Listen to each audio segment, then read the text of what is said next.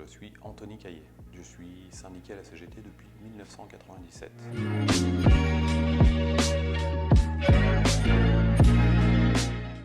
Alors, on n'a absolument pas participé à l'écriture de quoi que ce soit dans cette proposition de loi. Bien évidemment, notre syndicat avons combattu de toutes nos forces cette proposition de loi qui d'ailleurs, effectivement, il y a l'article 24 qui posait un réel souci de démocratie en termes généraux. Et puis ensuite, c'est clairement un article de loi qui faisait embâche à une profession entière qui est celle de journaliste. Et donc, non, nous, c'est un projet de loi qu'on a combattu, mais qu'on a combattu dans son entièreté. Parce qu'il y a effectivement l'article 24 qui posait un vrai problème de liberté, et il y a un sacré nombre d'autres articles qui nous, en tout cas, en tant que syndicat professionnel, nous posent beaucoup de soucis. Il y a effectivement la création et la mise en place de la police municipale qui va venir concurrencer la police nationale.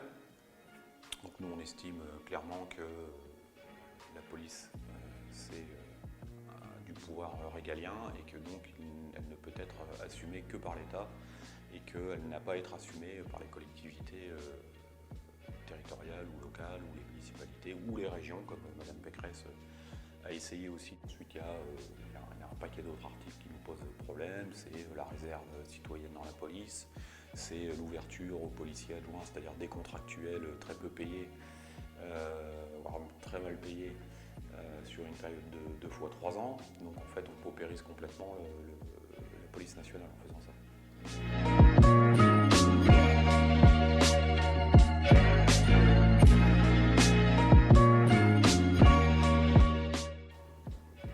Écoutez, ça c'est un truc, c'est un slogan qui existe depuis bien avant que je sois né. J'ai toujours l'habitude de dire que quand on choisit le métier de policier, c'est pas pour être invité au mariage, ni au baptême. Donc c'est un métier, on n'est pas là pour être aimé d'une population, on est là pour faire notre boulot. 80% du métier de policier, c'est faire de la prévention, et 20% de son métier, ou 30%, c'est de faire de la répression. Donc il faut assumer les deux parts. Moi, encore une fois, j'ai pas de difficulté avec ça.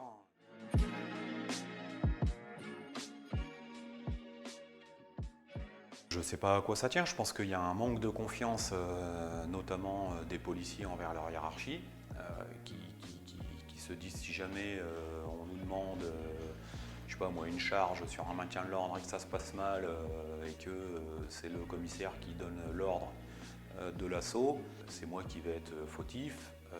On n'emmènera jamais la hiérarchie avec moi à l'inspection générale de la police nationale. Et elle partagera encore moins la faute avec moi.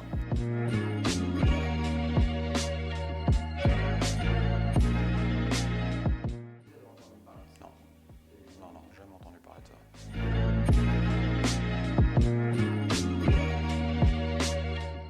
Je vous dis, je pense qu'il y a une défiance vis-à-vis de la hiérarchie. Il y a un métier qui est de plus en plus rendu visible par les réseaux sociaux. À l'époque, on avait même le matricule sur notre médaille. On avait une médaille et il y avait le matricule. Et ça, on le portait tous les jours. Et vous étiez obligé de partir avec la médaille. Et donc, il y a une baisse d'effectifs chez nous. Il y a donc une sursollicitation des forces de maintien de l'ordre, des CRS et des gardes mobiles. Et que, en plus, ce maintien de l'ordre, il se fait d'une façon complètement erratique. Enfin, on voit bien. On a créé les DAR, ensuite on a créé les Braves, on enlève de plus en plus de compétences de maintien de l'ordre à des unités spécialisées qui sont les CRS ou les gardes mobiles pour les donner à des gens qui sont eux pas spécialisés dans ce domaine-là. Il y a un maintien de l'ordre qui est aujourd'hui assez dur. On a les manifestations qui ne sont plus les manifestations qu'on a connues il y a 30 ans. Les services d'ordre des syndicats sont plus aussi costauds. Il n'y a plus autant de manifestants aussi, clairement. Et donc, quand il y a moins de manifestants, vous avez des énergumènes qui ont plus tendance à aller devant le carré de tête, alors qu'avant ils étaient en fin de cortège, ce qui était beaucoup plus simple en termes de maintien de l'ordre, pour assurer un service d'ordre jusqu'au bout sans trop de complications. Quand vous avez des casseurs qui sont devant le carré de tête, c'est beaucoup plus compliqué à gérer, parce que vous avez toute la manif derrière à prendre en compte. Et donc en fait, il y a une foultitude de choses qui viennent qui viennent se superposer les unes aux autres, et ce qui fait que le policier, il arrive dans des situations qui sont de plus en plus compliquées, et que certains se disent moi j'ai pas envie de prendre le risque voilà, de me faire choper si jamais j'ai un chef qui nous demande de faire une connerie et qu'on va tous à la bavure. Je sais très bien que c'est moi qui irai à l'IGPN et c'est pas mon chef. On revient toujours à la même question de la peur de la hiérarchie. De toute façon, ça c'est. Prenez l'affaire de Nice qui s'est passée à Nice avec l'affaire dite Geneviève Leguet, c'est un parfait exemple. Hein.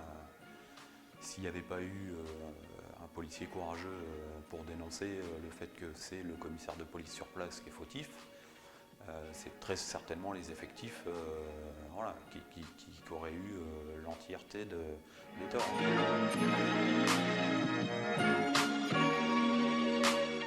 Moi j'ai une relation de syndicaliste policier avec la presse qui est ce qu'elle est, hein, je dirais pas qu'elle est plutôt bonne, on n'a pas trop de difficultés, même si effectivement on peut regretter qu'ils ne nous donnent pas plus la parole.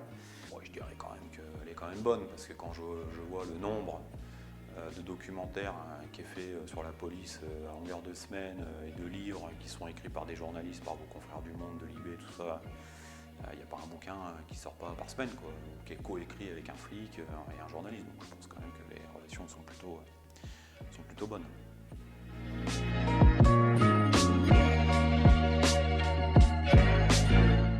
Non, il y a très peu de consignes écrites, hein. C'est des consignes orales, et de toute façon le chef de la puissance publique c'est le préfet de police, hein, c'est le représentant de l'État sur le territoire. Ensuite il y a un commissaire de police qui lui est là pour le commandement et qui fait office d'autorité civile, et ensuite vous avez le commandant de la compagnie qui lui est le garant de l'ordre public. Je pense que c'est énormément une histoire de femmes et d'hommes à la tête des dispositifs. Voilà, clairement, on l'a bien vu, il y a quand même des commissaires de police qui ont été filmés plusieurs fois et qui n'ont pas vraiment gardé leur sang-froid.